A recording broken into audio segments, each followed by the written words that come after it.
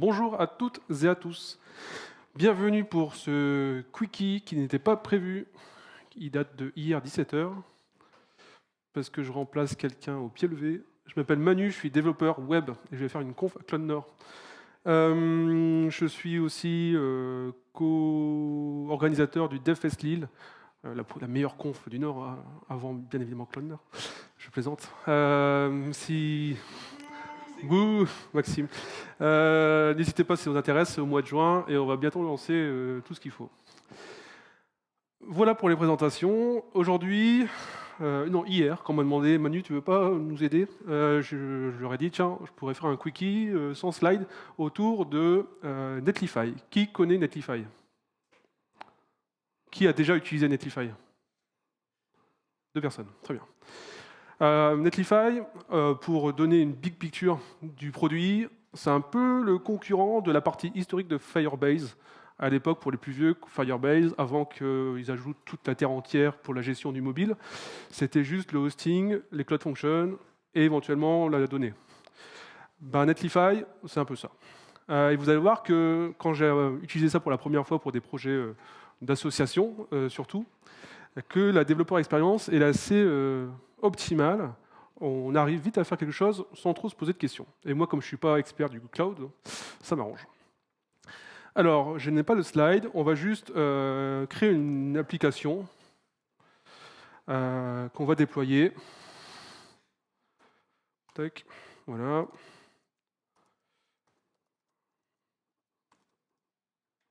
On installe. Netlify, par défaut, propose ce que je vais vous présenter pendant la présentation. Le hosting multi-environnement, c'est-à-dire avoir l'environnement de prod, mais aussi des environnements de prévisualisation, soit éphémères, soit par pull request de manière automatique. Également les cloud functions, des endpoints HTTP permettant de retourner de la donnée. Et également, quelque chose qui n'existe pas, à ma connaissance, sur Firebase, les edge functions, qui sont des middleware permettant d'intercepter des requêtes, les requêtes qu'on fait sur l'interface cloud de Netlify pour pouvoir modifier la requête ou la réponse ou faire un traitement avant de renvoyer le flux de données au client. Donc je vais essayer de vous montrer tout ça en 20 minutes. Donc j'ai mon application, si je lance magnifique, normalement j'ai quelque chose.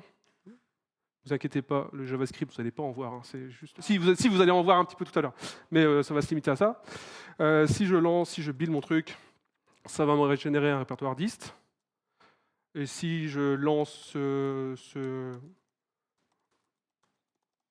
répertoire dist, j'ai un truc qui fonctionne avec la version buildée de mon application, mais en local. Juste pour vous montrer que ça marche, bim, parfait. Maintenant, je veux déployer ça. Je me suis déjà connecté à Netlify. C'est un binaire installé via la registry NPM. Comme dans n'importe quel CLI, on fait un login, logout pour se loguer. Là, normalement, si le dieu du réseau est là, voilà, je suis logué, mais on voit que mon folder, mon répertoire utilisateur, sur lequel je suis en train de travailler, n'est pas encore lié à un site distant, une instance de projet configurée dans Netlify. Donc, c'est pas grave, on va le faire. Si on tape la commande init, il va nous poser quelques questions, genre est-ce que tu veux lier ça à un repository GitHub? Est-ce que tu veux déployer ça manuellement? Pour l'instant, on va le déployer manuellement, mais à la fin de la démo, je le ferai via GitHub. Donc, on va déployer manuellement. Dans mon orga Emmanuel Demey, le nom, on va mettre Olivier. Tiens. Tac.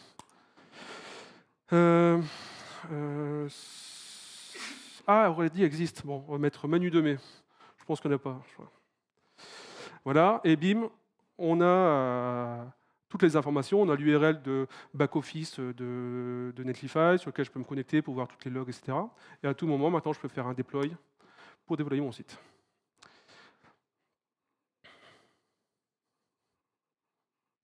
Normalement, si le dieu du réseau est là. On indique quel répertoire on veut, et bim, ça déploie. Par défaut, ça va déployer sur une URL éphémère. Et dès qu'on est OK suite à une recette ou autre, on peut déployer avec le flag prod pour dire voilà, je déploie sur l'environnement principal de mon instance Netlify. Si je clique là-dessus, bim, j'ai mon application déployée en 5 secondes. On peut également avoir un préfixe si on veut préfixer mon URL par, je je sais pas moi, quelque chose de normé pour éviter d'avoir ce hash illisible. On peut le faire également pour avoir une URL plus compréhensible. Très bien, donc là c'est le hosting. Maintenant, vous développez votre application React ou Angular ou autre. À chaque déploiement, vous pouvez automatiser ça dans GitHub Action ou autre. Vous déployez sur votre environnement et le tour est joué. Maintenant, si on souhaite faire une Cloud Function, il faut installer un paquet supplémentaire.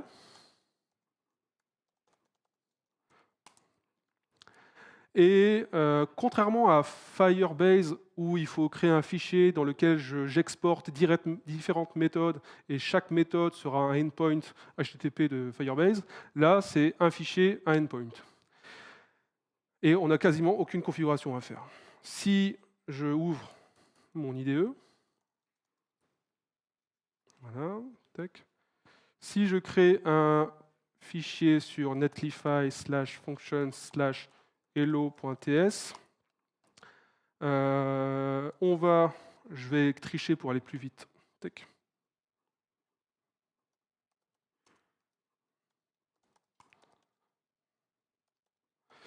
Là, on a un endpoint HTTP qui retourne une chaîne de caractères, mais on pourrait faire des appels vers des microservices, vers une base de données, vers n'importe quoi, et le tour est joué. Donc là, j'ai un handler HTTP qui va répondre sur l'URL .netlify/function/hello, et quand je vais l'appeler, dans ce cas-là, un truc très utile, ça va me retourner un 200 et une chaîne de caractères. On peut lancer ça. On peut lancer que les Cloud Functions. Si on veut, on a une fonction, une CLI function de .serve. Mais ce qui est intéressant aussi, c'est qu'on peut utiliser le mode dev de Netlify. Et ça va lancer à la fois le front et la Cloud Function. Et comme ça, on n'aura pas des problèmes de cores. Parce que comme ils seront tous sur le même nom de domaine, localhost 8080 de mémoire, on n'aura pas de problème de cores et les requêtes du front pourront être envoyées au back. Et donc là, si je regarde, localhost, on voit que la fonction hello a bien été mise. Si je vais sur cette URL-là et que je ne fais pas de faute, .netlify/function/hello, j'ai bien mon magnifique JSON qui est retourné. Parfait. Donc je peux créer autant de endpoints que je souhaite. Mon front peut appeler mes endpoints. Même des fronts externes peuvent appeler mon endpoint. Il faudra juste activer les cores, comme on fait tous dans n'importe quel API REST. Très bien. Maintenant, qu'est-ce qu'on peut faire? Maintenant, j'aimerais bien présenter une autre brique de Netlify qui... En fait, j'ai eu le besoin un jour pour un client, on voulait créer un mini-site interne et on voulait une mini-authentification, mais pas l'usine à gaz parce que c'était juste un truc entre nous et on ne voulait pas créer un hot provider avec Google, machin, on s'en foutait un petit peu. Une authentification basique aurait suffi. Donc là, après plusieurs recherches, je dis mais comment on pourrait faire un truc facile, gratuit à faire, etc. Et j'ai rencontré ce qu'on appelle les Edge Functions. Est-ce que vous avez déjà rencontré ce terme-là dans Netlify? Edge Function, il faut un peu voir ça comme un middleware. Quand la requête du client, c'est-à-dire mon navigateur, est envoyée à Netlify, avant que la Netlify me réponde, la requête est interceptée et je peux faire des traitements, soit sur la requête, soit sur la réponse, en fonction de qui intercepte qui à quel moment, pour pouvoir modifier les headers, pour pouvoir modifier le contenu, pour faire ce que je veux. Je peux en avoir plusieurs, et une Edge Function est mappée à un type d'URL dans un fichier de configuration qu'on verra juste après. Et en fait, là, je me suis dit, est-ce que grâce à ça, on ne pourrait pas faire une authentification basique si je n'ai pas de authorization dans mon header, je renvoie le bon code statut HTTP, le bon statut code HTTP, et puis automatiquement, HTTP, protocole HTTP 1.0, je crois, 1.1, j'ai la pop-up qui s'affiche avec le user password qui est demandé. Donc j'ai essayé de faire ça, et en fait, ça marche plutôt bien. Si je réouvre mon IDE, je suis sur le bon. Je vais tricher, tac. Tac. Alors ici, je vais créer un autre fichier sur edge-function/hot.ts. Et ce qu'il faut savoir, c'est que même si je vous ai dit que vous n'allez jamais écrire de JavaScript pendant cette présentation, c'est un peu faux. Là, j'écris du TypeScript parce que par défaut, il supporte ces TypeScript par défaut. On peut faire du JS également. C'est que les Edge Functions se basent sur la plateforme Deno. Je ne sais pas si vous connaissez. Deno, c'est un concurrent de Node, créé par le créateur de Node il y a 3-4 ans.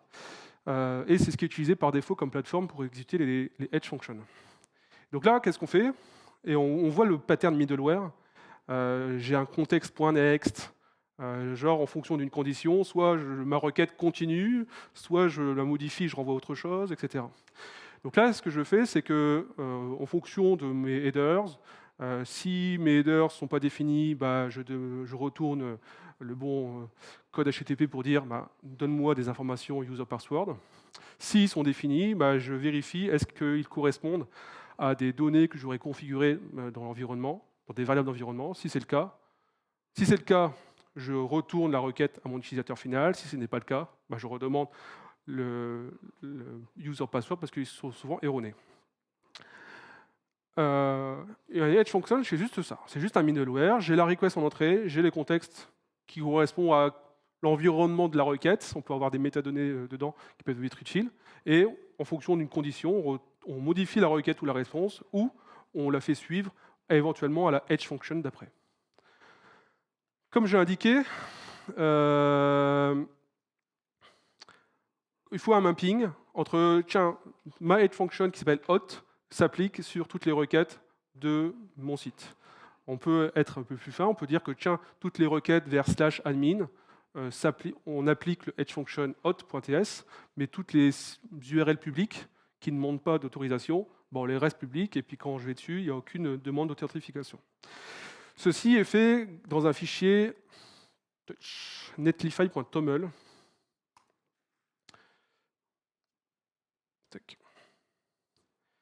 Qui est un peu le infra as code de Netlify, où on définit tout ce qu'on souhaite configurer. Je sais pas, c'est pas... Voilà, comme ça.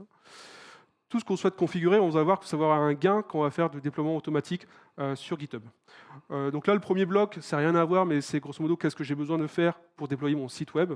Donc là, je relance npm run build et j'indique où se trouve mon répertoire à déployer. Mais ce qui est intéressant, c'est le deuxième bloc, Edge Function, où on indique toutes les URL de mon site, quelles qu'elles soient. Ben, je l'envoie, elle est interceptée par le middleware hot, et donc c'est celui que je viens de vous présenter. Donc on a juste ça à faire. Si je relance ça, voilà. En mode dev, je vais avoir à la fois le hosting, les cloud functions et les edge functions qui vont être activés.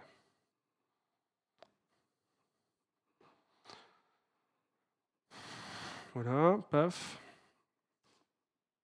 Hello, non, ça marche pas. T'inquiète pas.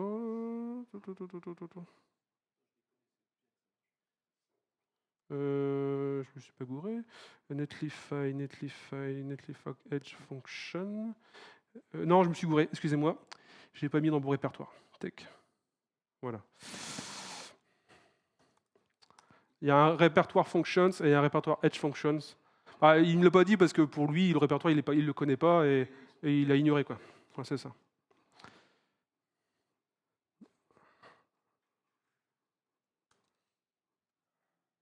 Donc là, ça marche, mais il ne me demande pas d'authentification. Pourquoi? C'est parce que quand je ne configure pas d'environnement, de variable d'environnement avec le nom et le password, bah, il ne me demande pas d'informations.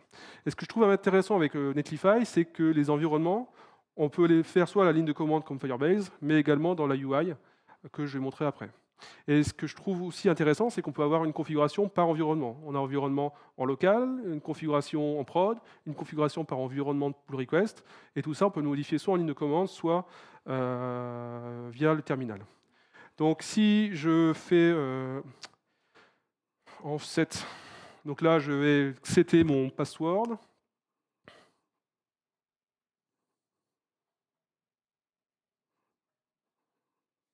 Allez. Normalement, ça marche. Voilà. Set le username. Donc là, par défaut, ça le fait sur tous les contextes. mais il y a un flag contexte où je peux indiquer que c'est pour la production ou pour tel environnement, et pareil sur la UI, je peux le définir. Si je relance le bousin,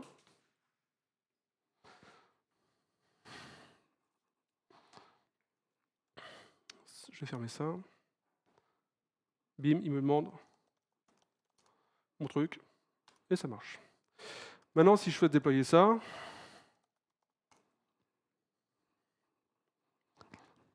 le temps que ça se déploie, je vais aller sur Netlify. Ici, je dois avoir le menu de mai que je viens de créer, qui est là.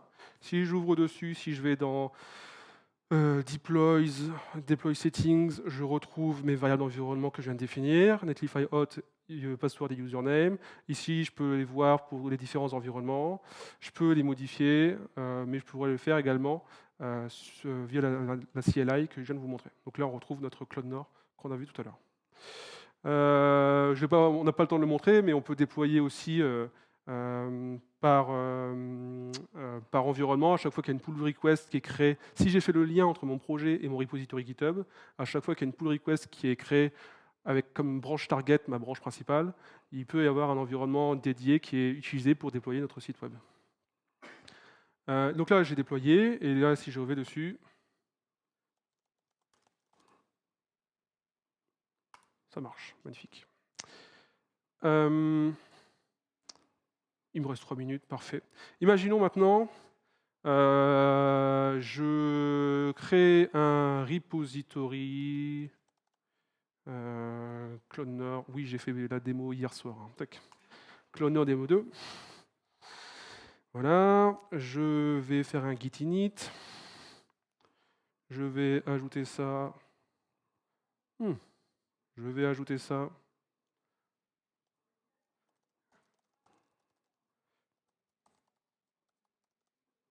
Non. J'ajoute ma remote. Je fais le bourrin. First commit. Git push. Voilà.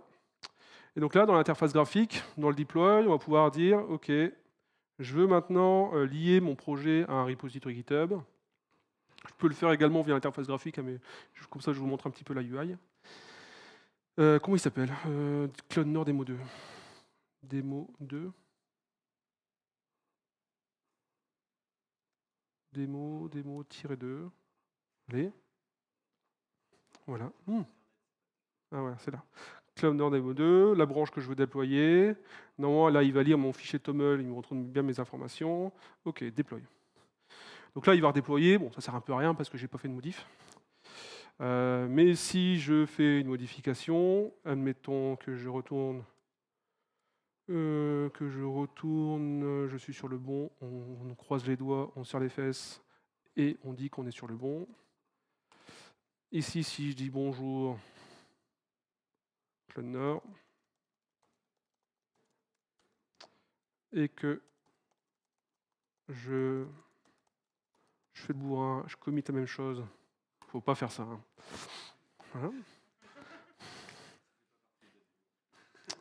Voilà. Là, on va voir que je vais avoir un nouveau deploy qui va se lancer.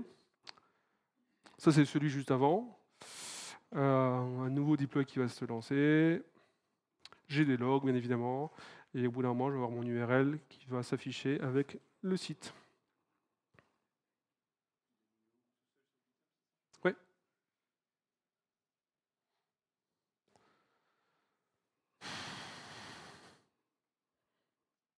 Voilà. Ça a été assez vite. Et puis bim. Ah, Cloud Nord. Claude. Ouais, c'est ça. Parfait, magnifique. Voilà, et 20 minutes pile poil. Avez-vous des questions?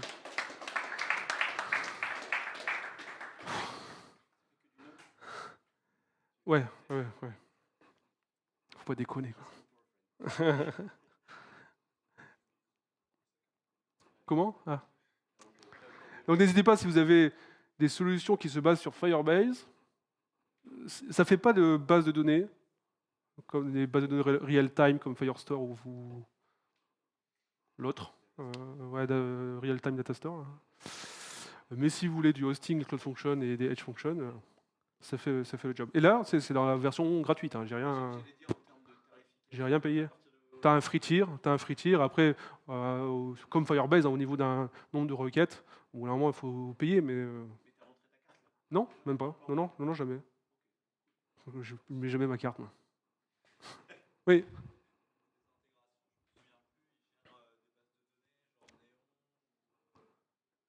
Il base rien. Tu peux. Néon, je connais pas Néon, mais dans ta Cloud Function, rien ne t'empêche de faire appel à ton. Tu as un SDK en JavaScript ou en TypeScript, tu installes ton SDK et tu fais ta chaîne de connexion, tu te connectes à ta base Néon et tu connectes et fais ta requête. Aucun souci. Même pour des microservices, même pour n'importe quoi, ça fonctionne. Voilà pour la petit cookie qui n'était pas prévu.